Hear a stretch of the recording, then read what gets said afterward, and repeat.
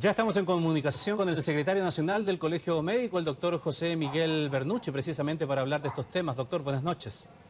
Muy buenas noches. Buenas noches. Doctor, en la nota revisábamos y veíamos las variables que, según ustedes, el Colegio Médico hay que tener en consideración para tomar una decisión definitiva. Pero si observamos la situación que tenemos hoy con los números de los casos nuevos que se van acumulando, eso se va a ver reflejado necesariamente en 2 semanas más.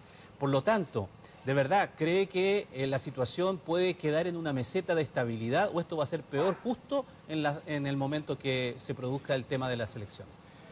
Bueno, tal como usted señala, efectivamente esto depende mucho de la evolución y principalmente lo que plantea nuestra presidenta también en la nota, e incluso lo que decía el ministro París, es que efectivamente tenemos que reevaluar la situación justamente entre 14 a 11 días previo a las elecciones. Ese es el momento cúlmine que nos va a poder determinar qué va a suceder por lo menos en estadística, en número de contagio y cómo va a soportar la red de salud lo que vaya a acontecer el día de las elecciones. Claramente los números actualmente no son buenos. Efectivamente estamos esperando el resultado de aquí a algunos días más, 29, 30, para ver si efectivamente las restricciones que ha implementado el Ministerio, si el efecto de las vacunas u otros elementos que puedan reducir los casos, nos pueden dar unos números que sean mejores para dicha fecha. Efectivamente lo que ha planteado el colegio es que nosotros hemos dado los parámetros sanitarios. Nosotros hemos dicho que teniendo un 95% de ocupación, con un R, o sea, con una tasa de contagiosidad mayor a 1, o sea, una pandemia en expansión y con los casos activos en aumento, va a ser tremendamente difícil desde el punto de vista sanitario poder realizar no solamente la elección, sino que el país pueda seguir funcionando con normalidad. Es por eso que lo que hemos planteado es tener esta discusión abierta con estos números en la mesa y que la clase política, llámese el Congreso, el Ejecutivo, puedan tomar las decisiones.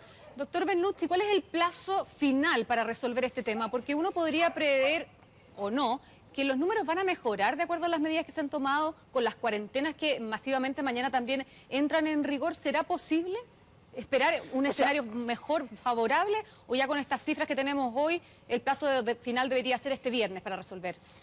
Nosotros hemos planteado que entre el 29 y el 30 de marzo es el plazo perentorio final de poder tomar la decisión. El lunes. El lunes finalmente entonces. Así es. Doctor Bernucci, usted ha señalado que las cuarentenas que se realizan en nuestro país deben ser de las más malas del mundo. Eso quiere decir que hay que rediseñarla y consecuentemente con eso, entonces, ¿cómo tienen que ser? Mira, lo que nosotros hemos planteado, ya lo veníamos planteando desde hace algunas semanas e incluso meses, es que el plan paso a paso tiene que ser rediseñado, y principalmente en 2 puntos. La fase 2 actual, esta fase 2 que ha sido un poco manoseada, esta fase 2 que ha sido desdibujada, tiene que ser reformulada rápidamente. ¿Por qué? Porque no está logrando el objetivo de contener los contagios, no está logrando el objetivo de evitar que esas comunas que vuelven a fase 2 lleguen o vuelvan o retrocedan a fase 1. En ese sentido, la fase 2 debemos limitar mucho más la movilidad, debemos cerrar todo el comercio que no sea estrictamente necesario.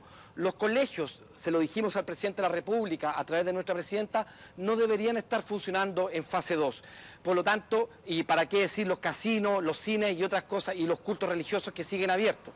Entonces, en ese sentido, la fase 2 tiene que ser un cortafuegos para evitar justamente volver llegar a fase 1. Y la fase 1, lo que hemos planteado es que en nuestro país las cuarentenas que hemos visto, especialmente hay casos que son casi de estudio, como lo que pasó los 5 meses de Punta Arenas, los 3, 4 meses que hubo en Puerto Montt, lo que está pasando hoy en día en Concepción y en Los Ángeles, son cuarentenas muy laxas, con mucha movilidad, lo que eterniza la cuarentena innecesariamente, no logrando contener los casos y solamente aumentando los efectos secundarios, tanto a nivel de salud mental, tanto a nivel de violencia intrafamiliar, por ejemplo, y también en el comercio más pequeño. El problema que tenemos es que las cuarentenas, finalmente lo que pasó en Puerto Montt, 150.000 habitantes, 70.000 permisos legales, o sea que fueron entregados por la autoridad a empresas que supuestamente eran de primera necesidad. Movilidad del 50%, 5 meses de cuarentena. Punta Arenas salió con más casos de los cuales entró a la cuarentena. O sea, eso es una cuarentena que es totalmente inefectiva y nosotros hemos dicho que tenemos que replantearlo, tenemos que limitar los permisos de empresas supuestamente esenciales, tenemos que darle entrega monetaria directa. El IFE en promedio se está demorando 2 meses en llegar. A las personas que entran en cuarentena este jueves, en promedio se va a llegar el apoyo del IFE 2 meses después. O sea, está siendo una herramienta totalmente inefectiva para que las personas puedan quedarse en sus domicilios. Sí. Es por eso que hemos planteado que deben replantearse tal como las conocemos. Doctor Bernucci, pero centrándonos en las medidas que tienen que ver más con los criterios de salud, en ese sentido, ¿qué le parece lo que sucede en Providencia, donde se anunció que las clases se suspenden, por ejemplo? ¿Debería ser a lo mejor el ejemplo que deberían seguir quizás otros municipios, mientras no se rediseña el plan paso a paso? Nosotros estamos totalmente de acuerdo con eso, principalmente porque el Consejo Asesor, que son los expertos que el mismo Ministerio contrata para que le den los consejos sobre la pandemia, planteó que en fase 3 debería partirse las clases, principalmente porque hay que entender que la fase 2 es una muy mala realidad epidemiológica, hay mucho virus circulando y el aumento de movilidad que producen los niños y el mismo contagio que se producen entre los niños y hacia sus casas genera un mayor riesgo de impedir del control de la pandemia.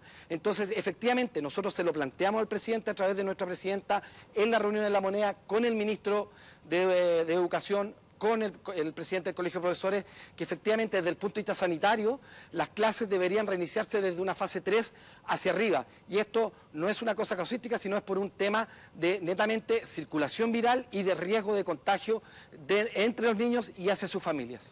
Doctor Bernucci, el testeo, aislamiento y trazabilidad resulta fundamental para poder combatir la epidemia. El ministro en el día de hoy, consultado allí en el Congreso, dijo que el testeo ha funcionado muy bien y dio varias cifras. Por ejemplo, 1970 centros de trazabilidad, que los contactos por caso en Chile es promedio 2,6, destacando ese número. ¿Ustedes comparten esa situación? Además ha dicho que son 7.000 millones de pesos destinados precisamente a la atención primaria de salud para esos efectos. ¿Es suficiente? Bueno, está demostrado con lo que estamos viendo hoy en día, con lo que va a pasar mañana con 14 millones de chilenos en cuarentena, que no es suficiente y que lamentablemente no compartimos la opinión del ministro París, principalmente por varias cosas. El dinero en el cual, o los recursos que se ha referido el ministro París, la verdad es que la misma gente de la atención primaria nos ha dicho que ha llegado a cuentagotas y eso no permite una gestión suficiente de personal y de capacitación necesaria para estas mismas personas que realizan la trazabilidad. Lo segundo es que la atención primaria, como sabemos, es el centro, el corazón de nuestro sistema de salud. Lamentablemente, como no tenemos los recursos disponibles para fortalecer esta atención primaria e incluso mismo la trazabilidad, las mismas personas que están trazando se les está exigiendo que tienen que ejercer funciones de vacunación, que tienen que ejercer funciones de registro y más encima cumplir sus funciones adecuadas. Entonces, lamentablemente, estas mismas personas no han podido realizar sus funciones exclusivamente en la trazabilidad.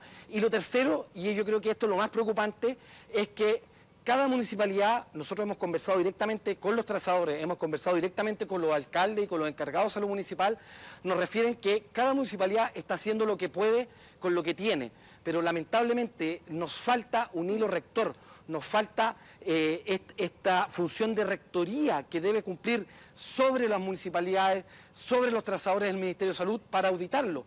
El ministro decía 2,6 casos a nivel nacional. Para que esto sea adecuado necesitamos alrededor de 10 contactos por cada caso. Los países que mejor le ha ido están encontrando en promedio entre 14 a 20 contactos por cada caso, o sea, casi entre 8 veces menos de lo que estamos buscando nosotros. Hoy en día Santiago, en el último informe que salió publicado hace poquito, Santiago tiene una de las peores trazabilidades del país con 1,9 contactos por cada caso.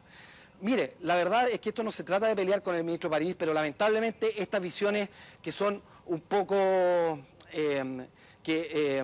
autocomplacientes, la verdad que de nada ayuda porque lo que necesitamos verdaderamente es cortar la cadena de contagios para justamente evitar que nuestro sistema se vea colapsado como ya casi está al límite. Doctor Bernucci, en cuanto a las camas críticas, ¿cuántas quedan disponibles? Y quiero preguntarle honestamente si el personal médico ha tenido que enfrentar este famoso dilema, ¿no?, que se llama el de la última cama. Mira, dos cosas. El Ministerio está informando entre 190 y 200 camas alrededor disponibles durante el día. Pero en realidad tenemos un problema. Ustedes, tal como lo señalaba en la nota, puede que esas camas disponibles nos quede, por ejemplo, una persona grave acá en Santiago, quede una cama disponible que en Coyhaique. La verdad que la posibilidad de traslado que tenemos desde una persona grave desde acá de Santiago a Coyhaique, la verdad es que es nula. Y en ese sentido se da el dilema de la última cama. Aquí quiero, digamos, explicar y tomarme 2 segundos para explicar que el dilema de la última cama no es como que se acabaron los ventiladores en el hospital o en la clínica y se cierra la puerta y toda la gente se queda afuera. El dilema de la última cama se vive día a día en el sentido de que cada persona que recibe un tratamiento intensivo, que es conectado a un ventilador mecánico, o que requiere una unidad de paciente crítico y no alcanza a llegar a la unidad porque esa unidad está completamente llena, esa persona recibe un tratamiento que es el que puede recibir, pero no es el más adecuado. Ese tratamiento que no está dentro de una unidad de paciente crítico aumenta la morbilidad, o sea, aumenta las complicaciones y aumenta la mortalidad. Por lo tanto, entre más horas pase una persona fuera de una unidad de paciente crítico, teniendo que estar adentro, esa es una persona que eventualmente, si es que fallece fuera, percibió el dilema de la última cama y lamentablemente lo hemos visto ya muchas veces. Muy bien, doctor Bernucci, agradecido por su tiempo para conversar con nosotros aquí en Tele 13. Buenas noches. Buenas noches. Muy buenas noches.